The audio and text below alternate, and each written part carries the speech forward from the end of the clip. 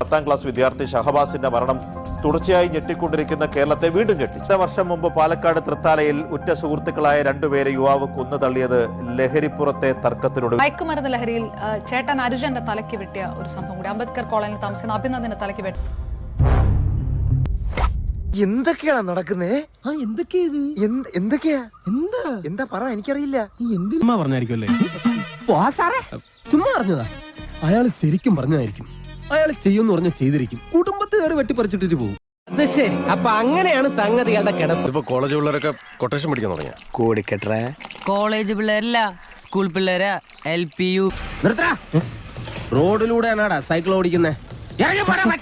ഒരു കൊലക്കേസ് കഴിഞ്ഞ് ഇറങ്ങിയുള്ളൂ, വെറുതെ തന്നെ വീണ്ടും ജയിലിൽ കയറ്റി. അത്രയും പ്രവാസിയായി കഷ്ടപ്പെട്ട് നാട്ടിലെത്തി കൂലിപ്പണി ചെയ്ത് കുടുംബം പോറ്റുന്ന പിതാവിന് കുഞ്ഞനിയന്മാർക്ക് തണലാവേണ്ട ഒരു വീടിന്റെ പ്രതീക്ഷയാണ് ഒരു കൂട്ടം ക്രിമിനലുകൾ തലയോട്ടി തകർത്ത് ഇല്ലാതാക്കി കളഞ്ഞത്. കേരളത്തിലെ യുവാക്കളുടെ ഞരമ്പുകളിലൂടെ ഒഴുകാൻ പോകുന്നത് കേട്ടുകേൾവി പോലും ഇല്ലാത്ത ലഹരി മരുന്നുകളായിരിക്കും. കാര്യം പറഞ്ഞു ഷാബാസ് ഞാൻ കൊല്ലുന്നു. അത് ഞാൻ പറഞ്ഞു അവന്റെ കണ്ണൊന്ന് പോയോ കിട്ടോ? ഈ കണ്ണൊന്നും ഇല്ലോ. ഇവനെ വല്ല മനസാക്ഷി എന്ന് പറഞ്ഞ സാധനം ഉണ്ടോ? ആ കൊച്ചിന്റെ അവസ്ഥ ഒന്ന് കാണും. ഈ നിൽക്കുന്ന ഘടാഘടിയന്മാരെ വിശ്വസിച്ചിട്ടില്ല ഞങ്ങൾ പിള്ളേരെ കൊണ്ടാക്കുന്നത്. നന്നാകത്തില്ലേ ഞങ്ങളുടെ പിള്ളേരെ? Don't you bloody try to trouble me ever again for such petty flimsy issues. സീരിയലും ചലച്ചിത്രങ്ങളും ഉളവാക്കുന്ന ദുസ്വാധീനങ്ങൾ വളരെ വലുതാണ്.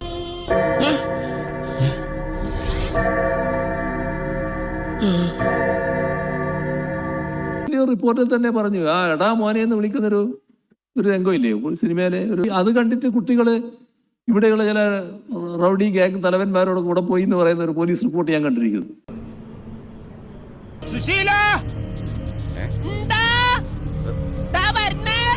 എല്ലാരും വിളിച്ചു. അടിച്ചോ ഒളിക്കടവിൽ അമ്മൂമ്മമാരെ കുളിച്ചും കാണുന്നവരെ അടിച്ചോ.